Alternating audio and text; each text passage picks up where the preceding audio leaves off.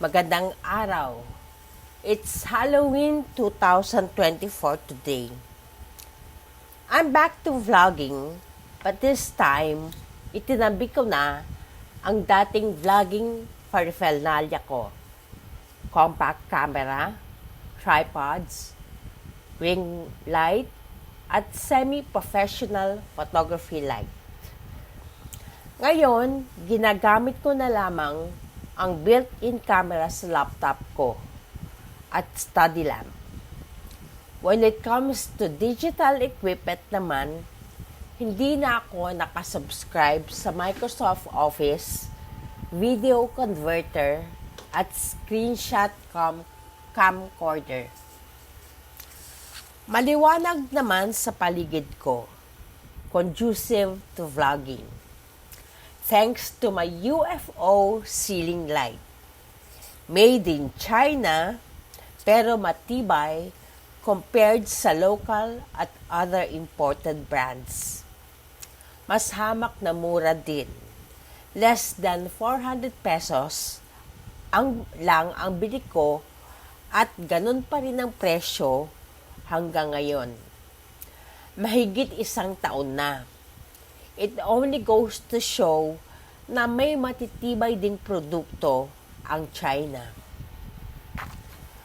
Nasa tabi ko rin ang mumurahing flexible desk lamp pandagdag sa liwanag para mas kita ang mukha ko.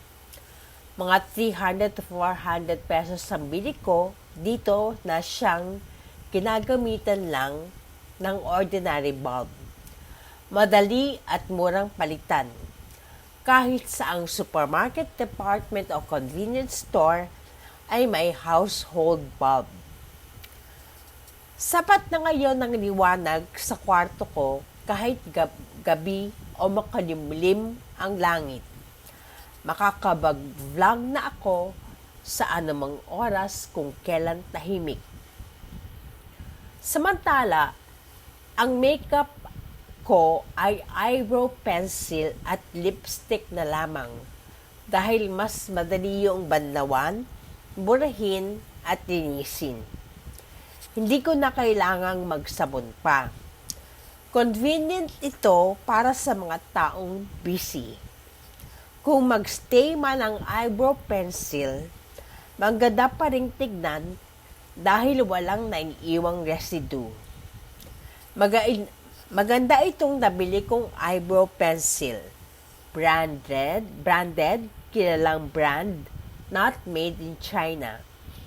Hindi siya nagsasmudge.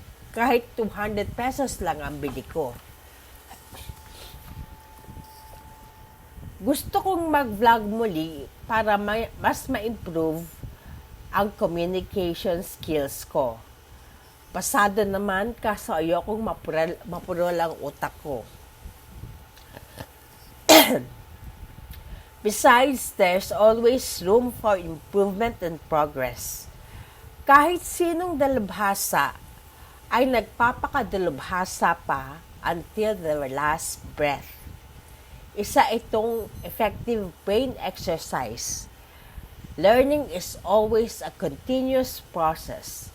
It never stops. Sa vlogging, isa akong active instead of passive learner. Nag-create ako ng content out of nothing. Wala agad nakahandang reading material. Dito gumagana ang creativity ko. In other words, nakaka-stimulate ang vlogging. Isang uri ito ng libangan na hindi masyadong magastos. Baka nga meron ka na ng equipment, lalo na kung estudyante ka at nag-online classes ka noong pandemic. Mura o paminsan pa nga halos walang puhunan, lalo na't mahihiram mo ang kagamitan sa iyong malalapit na kamag-anak. Most importantly, nakakausap ko ang sarili ko kahit mukha akong baliw. At hindi na ako kailangang bumili pa ng kausap. Through vlogging, na ilalabas ko ang aking saloobin, na de-develop ko ang self-awareness at nasusolusyonan ko paminsan ang problema. Gusto ko sanang mag-vlog sa Ingles para magmukhang sosyal at di ma-reach. Pero hindi ko magaya-gaya ang American accent. May mga salita rin sa Ingles na nakaka-confuse ang pronunciation. Valid naman ang rason. Lumaki ako sa Pilipinas. Ang wikang Filipino ang nakagisnan ko simula pagkabata hanggang pagtanda. Nananalatay ito sa dugo natin. Medyo awkward sa atin ang magsalita ng Ingles. Maaring pag-aralan ang pagbigkas, ngunit may kahirapan sapagkat hindi naman natin ginagamit sa ordinaryong pakikipag-usap, kaya kailangan nating sanayin sa ibang pamamaraan, gaya na lamang ng vlogging. As much as possible, ayoko lang may hinahawakang script kapag nagpa-public speaking. Kailangan din kasing bumili ng bond paper, printer ink, at pulang ballpen para madaling makita ang corrections. Mahalaga ang eye contact sa audience para makinig sila. Mas confident ako pag may script sa harap ko. Para ko itong weapon o security blanket na in case may umatake o may magtanong, may kaagaran akong panlaban o sagot. Mas naorganisa ko rin ang thoughts ko na siyang mas madaling sundan ng mga nanonood ng aking vlogs. Bukod doon, mas makakasiguro ako na wala akong nakaligtaan o naisip ko na ang mga posibleng itanong ng aking manonood. May nakahanda ng sagot o paliwanag. Madaling sundan, ergo, mas madaling intindihin. Nache-check ko rin ang grammar, nababawasan ng patlang, digression, at pag-iisip ng susunod sa sasabihin. Tuloy-tuloy ang vlog kapag may nakahandang script. Sa ngayon, sinusubukan kong tanggalin ang maintenance medicines gaya ng psych meds at metformin dahil nasusuka at nahihilo ako dulot ng side effects. Hindi ko ito guni-guni. Talagang contradictions ito ng prescription medicines. Bukod doon, naninikip ang bandang gitna sa kilay o noo ko dito. Sabi rin ni Doc Willie Ong na mahirap gamutin ang mental illness sa matatanda dahil baka sila matumba. May katotohanan ang kanyang sinabi. May mga instances na nagiging clumsy ako involuntarily, gaya ng hindi ko maayos na nailalagay ang kape o creamer sa tasa. Tumatapon ito ng hindi sinasadya. Side effect din ng antipsychotic medicine ang mas prone ang pasyente sa diabetes. Simula nang iniinom ko yon, doon lang ako nagka-diabetes. Kung itutuloy ko ang pag-inom ng antipsychotic medicines, mas lalo sigurong lalala ang diabetes ko to a point na hindi na ito maimamanage kahit ng anumang healthy lifestyle. Para ring sinasakal ang puso ko paggising ko sa nap at pagtulog. Nire-relieve ang traumatic experience ko sa college habang nakapikit ang aking mga mata ng gising. Kasabay ito ng kaunting pagkahilo.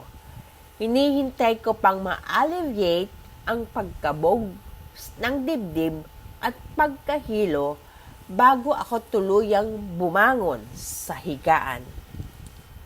Apparently, napakaraming side effects na maintenance medicines ko. Mas tumitindi ang side effects habang nagkakaedad ako. Noong kabataan ko, namamanage ko pa ang side effects. Natitiis ko pa. Subalit ngayon, parang umabot na ako sa threshold. Ayoko nang sumuka at mahilo dahil masakit. Simula't simula noon pa, kinasasabihan ko na ang maging normal.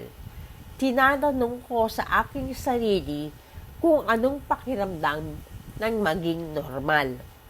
Mas gusto kong maging normal kaysa magkaroon ng PWD discount.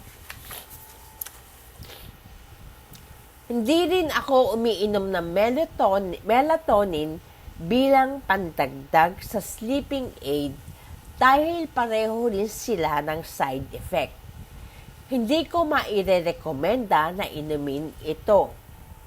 In my future videos, papayuhan ko kayo kung paano makakatulog the natural, healthy, and budget-friendly way, so watch out for it. All natural ang tips ko, kaya unadulterated. Moreover, baka sakaling pag nakayanan kung walang maintenance medicines, ay hindi na ako mahihirapang magsalita. Para kasing pupulupot ang aking dila while under medication. Hindi na titirik ang aking mga mata gaya ng naoobserbahan nyo sa mga previous vlogs ko. Baka sakaling maging normal na akong tao kapag tinigil ko na ang mga maintenance medications. Bukod sa nabanggit na side effects, hindi na rin siguro ako higa ng higa dahil nahihilo ako. Baka rin luminaw ang paningin ko. Nagpatingin ako kamakailan sa optometrist at nirefer niya ako sa ophthalmologist dahil cloudy ang vision ko. Baka daw may cataract ako. Subalit baka naiipit lang ang nerves sa mga mata ko dulot ng anti-epileptic drug na siya ring mood stabilizer.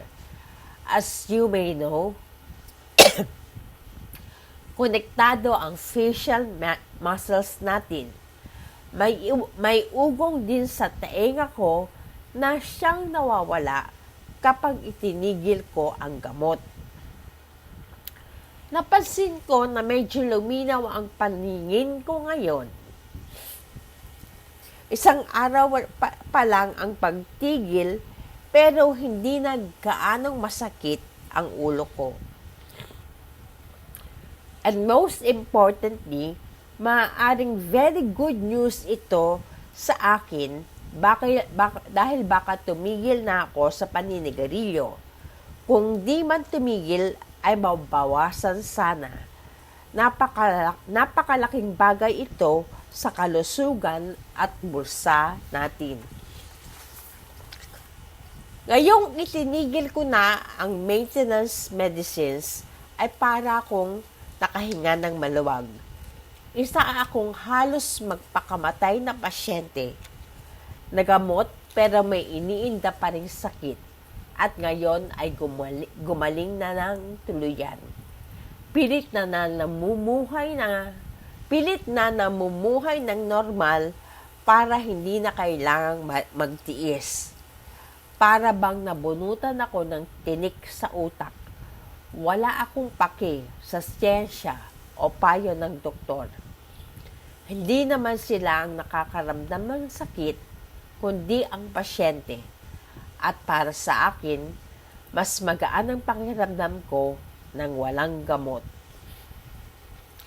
I've nothing against med- I've nothing against maintenance medicines on the condition na wala silang side effects.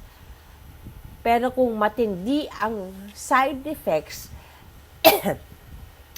na nahihirapan akong mag-function, hanap ako ng alternatives. Kung sakaling kaya ko, hindi na kami bibili ng gamot.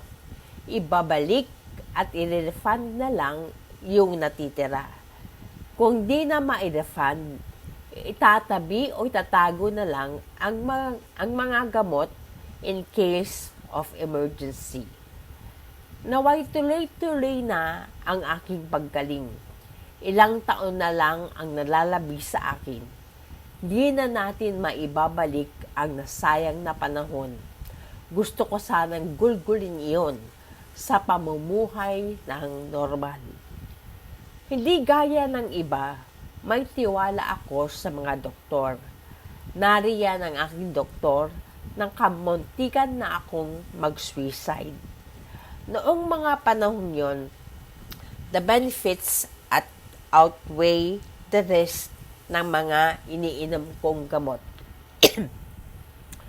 Marahil patay na ako ngayon. At dahil doon, nagpapasalamat ako sa aking doktor. Ano't ano pa man, naniniwala ko sa natural way of healing. Siguro kapag nasa peligro na ang buhay ko, doon na lamang ako magpapakonsulta sa doktor dahil baka mas kailangan ng mas matapang na gamot.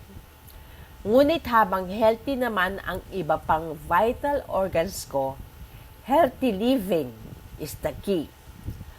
Parang hindi natin yata matatanggap na habang buhay ay may mararamdaman tayong side effects na nakakaabala sa ating daily living. At walang nakakaintindi sa side effects, kahit mga kamag-anak natin. Ano pa kaya ang doktor na hindi natin kaano-ano? Mahal na nga ang gamot, may side effects pa. Dead end na tayo o walang pag-asa. Ganon-ganon na lang ba yun? Healthy o normal pa ang iyong other vital organs and yet pinapatay ka ng side effects. Baka may ibang paraan. Baka may ibang solusyon na abot kaya. How do I exactly describe our situation? Para tayong tino-torture while we're still alive. You're slowly being skinned alive. Nararamdaman mo ang sakit araw-araw at feeling mo wala kang magagawa kundi tiisin ito. Kumbaga sa relationship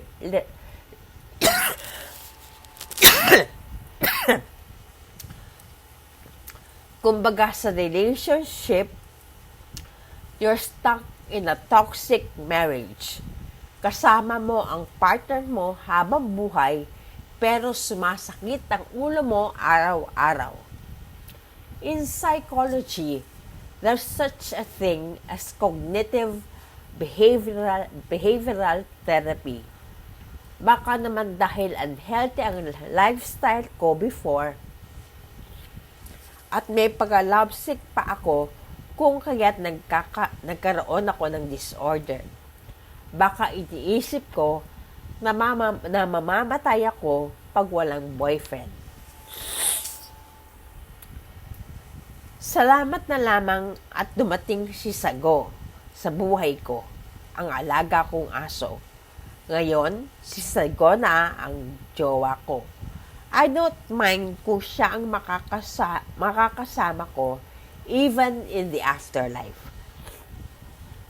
Magna 9 years old na si Sago sa Enero. Ganon na kami katagal magkasama. Mamatay na ang lahat ng lalaki sa mundo. Wag lang si Sago kahit hindi siya kagandahan. Siya ang pinakamarikit na aso sa akin. Gaya nga ng kasabihan, para sa mga ina, ang anak nila ang pinakamaganda kahit ito'y kasinungalingan. Pinag-iisipan ko pa kung hahabaan ko ang mga vlogs ko dahil generally maigsi ang attention span ng tao o tayong lahat ay maraming gawain.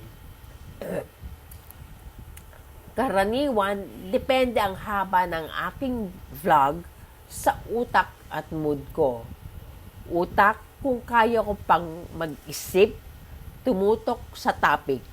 Manood kung ganado ko akong mag-vlog kahit ang halos walang nanonood.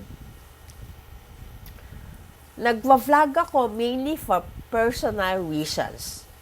Tanggap ko na maaaring hindi ako kailanman kikita sa pagva-vlog kahit pinaghirapan ko ito. May mga bagay na kahit pinaghirapan natin ay walang monetary reward. Halimbawa na lamang ay ang gawaing bahay. Kailangan nating gumawa ng gawaing bahay para mapanatili ang kalinisan. Samantala, nag-aalaga tayo ng pets bilang therapy.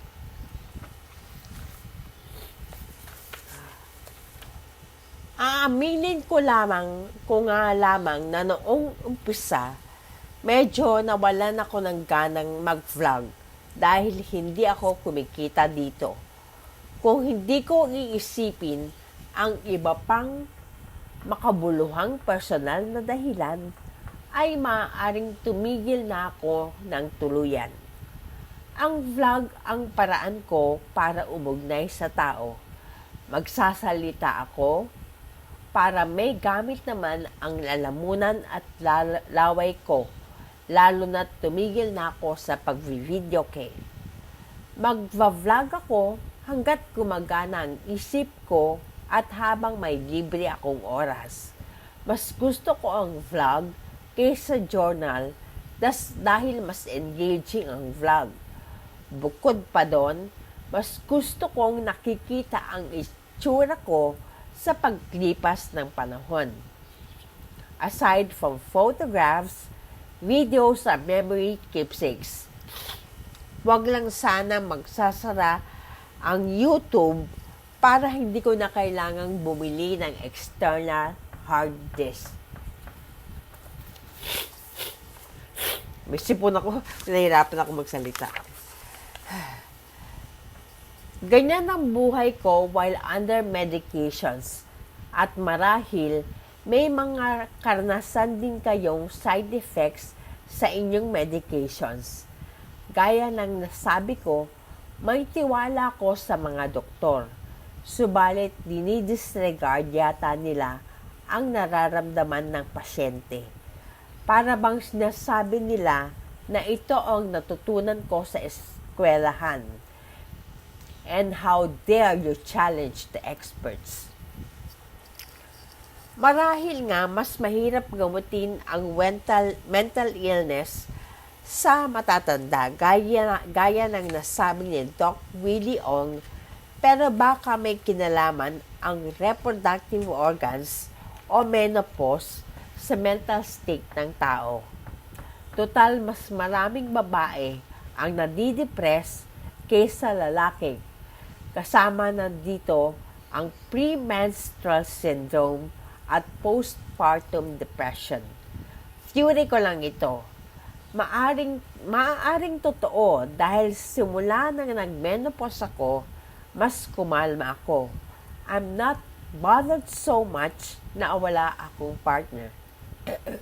On the contrary, mas bothered ako while under medication dahil I have these intrusive and repetitive thoughts kapag sinasakal ang puso ko. Baka naman instead of maintenance medicines, mas magandang i-promote ang healthy lifestyle o holistic well-being. Baka mas makakatulong ang prevention instead of cure. Baka pa nga mas ligtas ito kaysa uminom ng gamot na nagdudulot ng side effects or harmful effects sa ating katawan. I was cheated when my condition was at its worst. Medyo mahaba-haba itong panahon. And this was during the years while I still had my period. Negative din ng thinking patterns ko. Iniisip ko dati na I cannot survive without a boyfriend. It's a matter of boyfriend or death. But now, na nalilibang ako sa ibang bagay gaya ng house chores at sisago, mas naging grateful ako. Hindi na requirement ang marriage sa akin. I can enjoy my own company. It was only through self-help that I learned to control the negative thought patterns. Basically, malaking bagay ang nagagawa ng distraction. Instead of flying in bed the whole time, I get up, scold myself gently, and get moving. Mas lalong lalala ang negative thought patterns if I ruminate. Natutunan ko ring not to sweat the small stuff dahil meron yan araw-araw sa buhay natin. Kalimitan, gumagaling tayo batay sa ating natural resilience, gaya ng pag-recover natin sa ordinaryong ubo o sipon. Bakit hindi subukan? Baka uubra. Dapat umubra dahil wala ng option. The least the doctor can do is to prescribe an alternative medicine or prescribe a lower dosage of your old medicine. So welcome back! Samahan niyo ko sa aking pagpa-vlog. Kahit hindi entertaining ang mga vlogs ko, sana ay may matututuhan kayo kahit paano. May sipon ako kaya ang hirap magsalita.